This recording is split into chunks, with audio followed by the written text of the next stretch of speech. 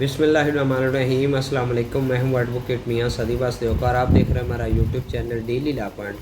आज का जनाब हमारा टॉपिक है कि जो बैरून मुल्क पाकिस्तानी हैं वो पाकिस्तान में अपनी विरासत का दावा कैसे दायर कर सकते हैं, वो पाकिस्तान में हेयरशिप सर्टिफिकेट या सक्सेशन सर्टिफिकेट जो है वो कैसे ले सकते हैं, जानशीनी सर्टिफिकेट भी हम उसे कहते हैं, ठीक है, और जो विरासत है उसको कैसे तकसीम करवा सकते हैं पाकिस्तान में आए बगैर, ठीक है।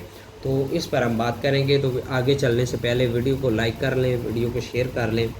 और अब बात करते हैं कि पाकिस्तान में जो विरासत का दावा वो कैसे करेंगे। तो फर्स्ट ऑफ ऑल तो आप हमारे साथ या किसी वकील के साथ रब्ता करेंगे, वो आपको पावर ऑफ अटॉर्नी मुख्तारनामा ख़ास बना के देगा, वो रजिस्टर हो के उस पर स्टैंप हो के, ठीक है, क्योंकि वो बहुत कंट्रीज़ में रजिस्टर होता है, बहुत कंट्रीज़ में उस पर स्टैंप होती हैं, ठीक है।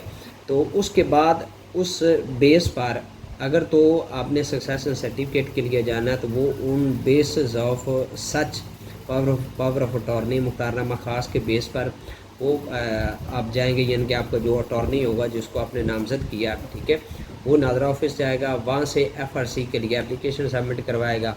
अगर तो वर्षा में से नाबालगान है तो फिर वो डिक्लाइन सर्टिफिकेट दे देंगे, और अगर वर्षा में सारे मेजर हैं, सारे बालग हैं, तो वो फिर उनके हिस्से बना के एक सक्सेशन सर्टिफिकेट बना देंगे जिस पर आपकी जो मूवेबल प्रॉपर्टी है या इमूवेबल प्रॉपर्टी है, ठीक है, वो उस बेस पर आपके हिस्सों के मुताबिक आपकी तकसीम होगी, ठीक है।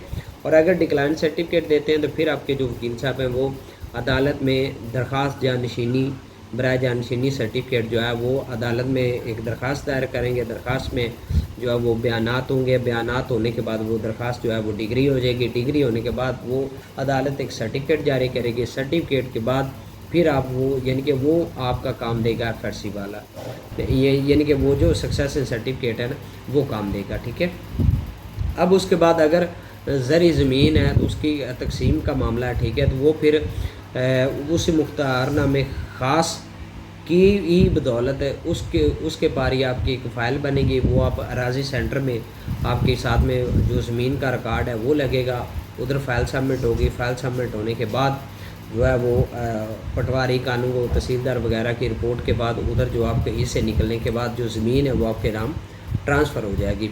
अगर कोई मकान है यानी कि कोई कमर्शियल एरिया है, कोई मकान वगैरह हवेली है, तो उसकी तकसीम है वो तो एक बामी अगर इत्तफाक से तकसीम कर लें तो एक अलहदा चीज़ है, और अगर तकसीम ऐसी नहीं हो सकती तो वो फिर अदालत में केस करेंगे, ठीक है, दावा तकसीम करेंगे। तकसीम में अदालत जो है वो उन हिस्सों को तकसीम कर देगी। अगर तकसीम उसकी पॉसिबल ना आए तो उसको मार्केट रेट पर जो है उसका तखमीना लगा कर उसको या सेल आउट कर लेगी या उसकी एक रकम जो है वो मुख्तस कर देगी, और जो फरीक रखना चाहे वो बाकियों को पेमेंट देकर वो जो प्लॉट है, वो जो मकान है, वो अपने नाम लगवा सकता है, ठीक है।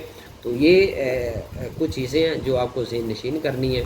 तो मज़ीद मामलात के लिए आप हमारे साथ रब्ता कर सकते हैं। हम कंसल्टेशन फ़ी बिल्कुल चार्ज करते हैं, ठीक है, और हम अपनी लीगल सर्विसेज जो है वो थ्रू द पाकिस्तान से बाहर भी दे रहे हैं। बैरून मुल्क पाकिस्तानियों के लिए एक पुरएतमाद अदारा हमारा।